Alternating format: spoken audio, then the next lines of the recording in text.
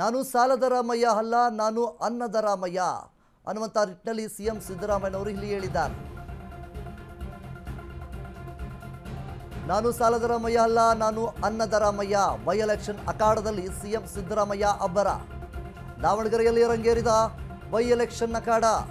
ಕೈ ಅಭ್ಯರ್ಥಿ ಪರವಾಗಿ ಸಿಎಂ ಸಿದ್ದರಾಮಯ್ಯ ಮತಬೇಟೆ ಆಡುವಂತಹ ಸಂದರ್ಭದಲ್ಲಿ ಹೇಳಿದ್ದಾರೆ.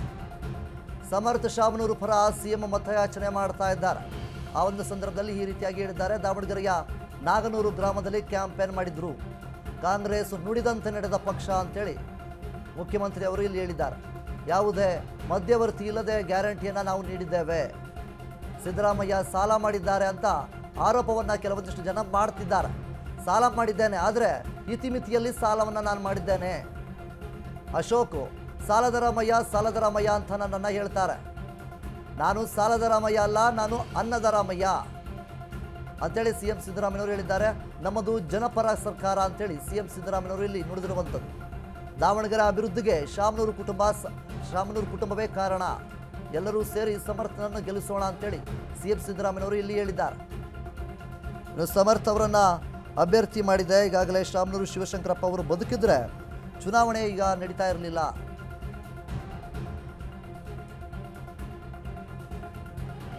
ಇನ್ನು ಸಿಎಂ ಸಿದ್ದರಾಮಯ್ಯವರು ಈ ರೀತಿಯಾಗಿ ಮಾತಾಡಿರುವಂಥದ್ದು. ದಾವಣಗೆರೆ ಕ್ಷೇತ್ರದ ಅಭಿವೃದ್ಧಿ ಆಗಬೇಕಾದ್ರೆ ಶಾಮನೂರು ಶಿವಶಂಕರಪ್ಪ ಅವರ ಕುಟುಂಬವೇ ಕಾರಣ. ಖಂಡಿತವಾಗ್ಲೂ ದಾವಣಗೆರೆ ಕ್ಷೇತ್ರ ಇವತ್ತು ಏನಾದರೂ ಅಭಿವೃದ್ಧಿ ಆಗಿದೆ ಅಂತಂದರೆ ಅದಕ್ಕೆ ಕಾರಣ ಮುಖ್ಯವಾಗಿ ಶಾಮನೂರು ಶಿವಶಂಕರಪ್ಪನವರು. ಈ ರೀತಿಯಾಗಿ ಸಿಎಂ ಸಿದ್ದರಾಮಯ್ಯವರು ಹೇಳಿರುವಂಥದ್ದು. ಮುಖ್ಯವಾಗಿ ಈಗಾಗಲೇ ಬಿಜೆಪಿ 2019ರಿಂದ ನಾವೇನೇನು ನೋಡ್ತಾ ಇದ್ದೀವಿ, ಸಿಎಂ ಸಿದ್ದರಾಮಯ್ಯನವರು ಸಮರ್ಥ ಅವರ ಪರವಾಗಿ ಇಲ್ಲಿ ಬ್ಯಾಟನ್ನು ಬೀಸ್ತಾ ಇದ್ದಾರೆ. ಅಶೋಕ್ ಅವರು ನನ್ನ ಸಾಲದ ರಾಮಯ್ಯ ಅಂತ ಹೇಳ್ತಾರೆ, ಆದರೆ ನಾನು ಸಾಲವನ್ನು ಮಾಡಿದ್ದೇನೆ, ಇತಿಮಿತಿಯಲ್ಲಿ ಮಾಡಿದ್ದೇನೆ ಅನ್ನುವಂಥ ನಿಟ್ಟಿನಲ್ಲಿ ಸಿಎಂ ಸಿದ್ದರಾಮಯ್ಯನವರು ಇಲ್ಲಿ ಹೇಳಿದ್ದಾರೆ.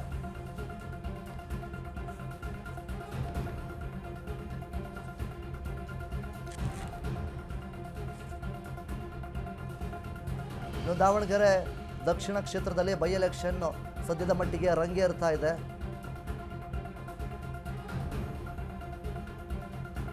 ಇನ್ನು ಸಿದ್ದರಾಮಯ್ಯನವರು ಸಮರ್ಥ ಶಾಮನೂರು ಅವರ ಪರವಾಗಿ ಸಿಎಂ ಅವರು ಮತಯಾಚನೆ ಮಾಡ್ತಾ ಇದ್ರು. ಆ ಒಂದು ಸಂದರ್ಭದಲ್ಲಿ ಈ ರೀತಿಯಾಗಿ ಹೇಳಿದ್ದಾರೆ. ಒಟ್ಟಿಗೆ ತಗೊಂಡು ಹೋಗ್ಬೇಕಂತ ಪಕ್ಷ ಯಾವುದಾದ್ರೂ ಇದ್ರೆ ಜನರ ಪರವಾಗಿ ಮತ ಹಾಕ್ಬೇಕು. ಜನರ ಪರವಾಗಿ ಯಾರು ಕೆಲಸ ಮಾಡ್ತಾರೆ ಅವ್ರು ಮಾತ್ರ ಜನಪ್ರತಿನಿಧಿಗಳಾಗ್ಬೇಕು ಅಲ್ವಾ? ಜನಪ್ರತಿನಿಧಿ ಅಂದ್ರೆ ಏನು? ಜನಪ್ರತಿನಿಧಿ ಅಂತಂದ್ರೆ ನಿಮ್ ಪರವಾಗಿ ಅಸೆಂಬ್ಲಿನಲ್ಲಿ ಕೆಲಸ ಮಾಡೋರು, ನಿಮ್ ಕ್ಷೇತ್ರದಲ್ಲಿ ಅಭಿವೃದ್ಧಿ ಮಾಡ್ತಕ್ಕಂಥವ್ರು.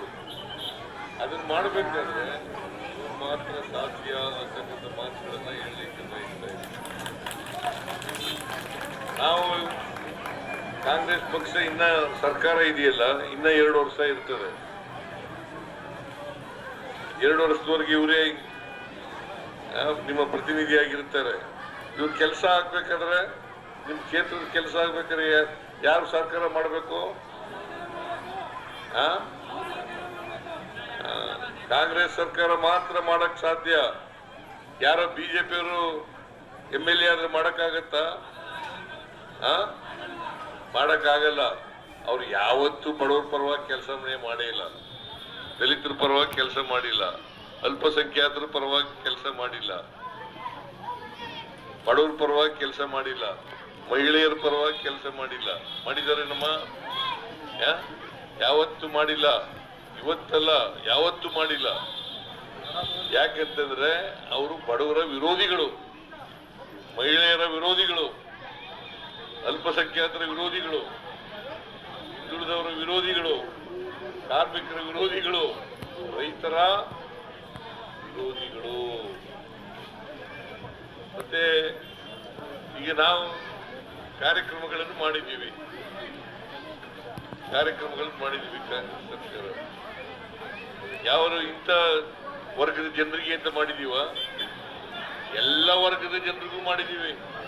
ಅದಕ್ಕೆ ಕಾಂಗ್ರೆಸ್ ಪಕ್ಷ ಮಾತ್ರ ಎಲ್ಲ ವರ್ಗದ ಜನರನ್ನು ಕೂಡ ಒಟ್ಟಿಗೆ ತಗೊಂಡು ಹೋಗ್ತಕ್ಕಂಥ ಪಕ್ಷ ಯಾವುದಾದ್ರೂ ಇದ್ರೆ ಅದು ಕಾಂಗ್ರೆಸ್ ಪಕ್ಷ ಮಾತ್ರ ಅಂತಕ್ಕಂಥದ್ದನ್ನ ತಿಳ್ಕೊಬೇಕಾಗ್ತದೆ. ಹಿಂದೂಗಳು, ಮುಸಲ್ಮಾನರು, ಕ್ರಿಶ್ಚಿಯನ್ರು, ಬೌದ್ಧರು, ಸಿಖ್ರು, ಜೈನರು